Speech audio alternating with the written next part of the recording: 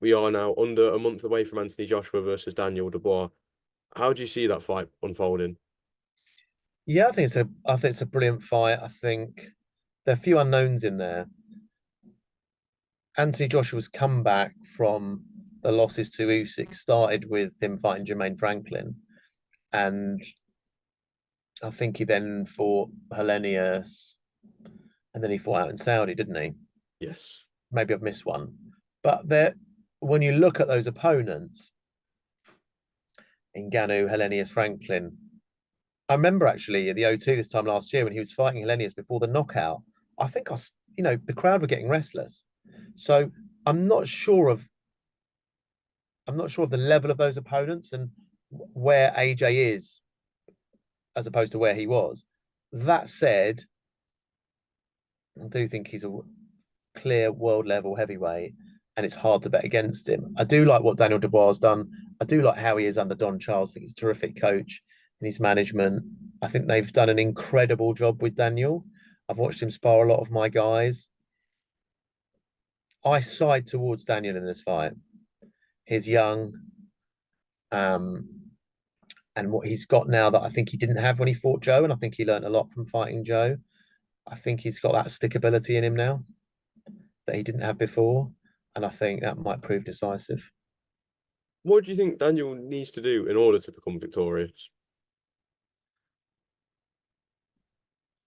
I think what AJ's got on Daniel is that experience. When you look at the Dubois Ergovic fight, I think Ergovic was pretty dominant early on, and I think the old Dubois may have kind of folded on that, lost confidence, and then as his confidence drained, let Ergovic take over. But I think what you saw in that fight was, as I said before, a different sort of Daniel who has something extra about him that can stick in when it gets hard. And I think that's what he's got to do against Anthony. And in order to win the fight, he's got to be around and alive and strong from round like 9, 10 onwards. And I think his superior youth may play its part at that point. You mentioned obviously the opponents that AJ's faced on his comeback from the Usyk defeats. One name that sticks out for me as a potential fight for Joe Joyce possibly on the comeback. Someone like Jermaine Franklin, obviously, he gave Dillian White and Anthony Joshua 12 very tough rounds. Is Yeah, that a name that could get thrown in the hat for for Joe Joyce? sure, for sure. It's a top 20 opponent, isn't it? Jermaine Franklin, Otto Wallin. I mean, personally, I don't know what Frank and George think. I quite like the idea of a Tony Yoka fight, purely because they were both gold and silver medalists. They were gold and silver medalists, and Joe felt cheated out of that gold medal. I like that fight. I think it's got something extra to it. I think it's a good opponent for Joe. But outside of that, yeah, I think there's some really good top 20 fights for Joe Joyce. And then back, we're looking towards December, end of the year, we see the rematch for what was meant to be undisputed, but Oleksandr Usyk versus Tyson Fury too. Fury has come out, and well, Fury's manager Spence Brown has come out recently and confirmed that he'll be sticking with the same team despite all the commotion in the corner last time. What do you think of that? What, sticking with the same team? Yes. Yeah, look, I think oftentimes people are too quick to change things after a loss. Tyson's never lost in his career before. He's an absolute world level legendary heavyweight. The people that got him there include the people who were in that corner. And yeah, after one loss to change it. No, I mean, look, people were saying that Big John Fury shouldn't have been talking too much, whatever. They're very minor things. I think it's clearly a winning team, generally. It's clearly a team that has known nothing but success apart from the last fight. So I wouldn't see a reason to change it. I think it'd be a bit knee jerk to change it. I think, like, after any defeat, you need to do a proper analysis of what went wrong. And I don't think he lost that fight because of what was said in the corner. What do you feel Tyson Fury needs to change heading into a rematch with Usyk? I don't know. It's a very close fight between two absolutely world class operators, decided generally on the thinnest of margins. I mean, everyone, I'm sure you watched that fight as well. It looked like Tyson, I think, from round 6, 7 onwards, was coming on strong, and I think most people thought he was going to steamroller Usyk.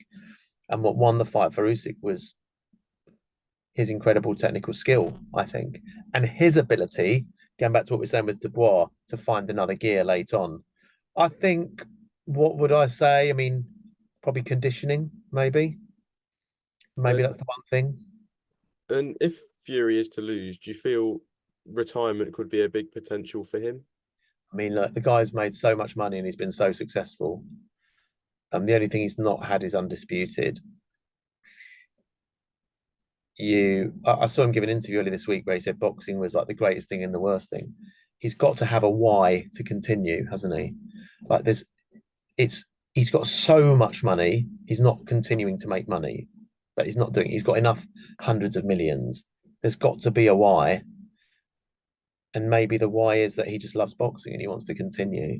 So that retirement question is very difficult, very different than it is for someone like Joe Joyce. It's just about what you want to do with the rest of your life. I mean, I'd love to see him carry on and fight everybody. He's a brilliant showman. He's very well known. He's known by the public, brings tons of fights. I'd love to see him fight Johnny Fisher, Guido Vianello, Sol Dakers, and Joe Joyce. So long may he continue.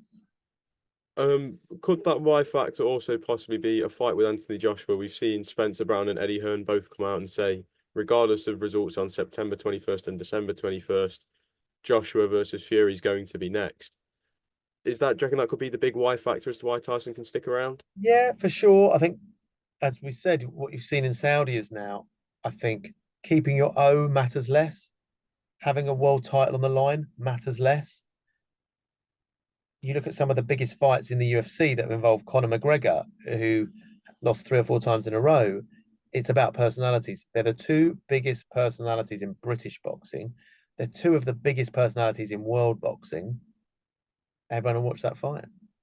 Do you feel that's something that is a bit of a annoying part of boxing? Obviously, like you mentioned, when you look at MMA, you can see fighters like, for example, someone like Charles Oliveira. He's a massive fan favorite in the UFC, but he's got over 10 defeats in his career, but still considered a world title contender.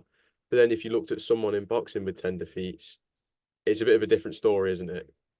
It is. And I think that the more accepting people are of defeats, the better. Because what protecting the O leads to is uncompetitive fights. It leads to defensive managers and defensive trainers saying, don't take that. If he loses, he's finished. And so I think it slows the growth of boxers, number one. And number two, gives a worse product. You get a better product for the fans and people are less concerned about a loss. I mean, look, Fury's lost, Joshua's lost. Well, the only person who hasn't lost at the top level is Usyk, I think, in the heavyweight division. Everyone else has lost. Fair enough. Well, Adam, thank you very much for your time this afternoon. Always a pleasure to catch up with you. Pleasure, And Josh. hopefully we can chat again soon. Cheers. Thank you. Speak soon, mate.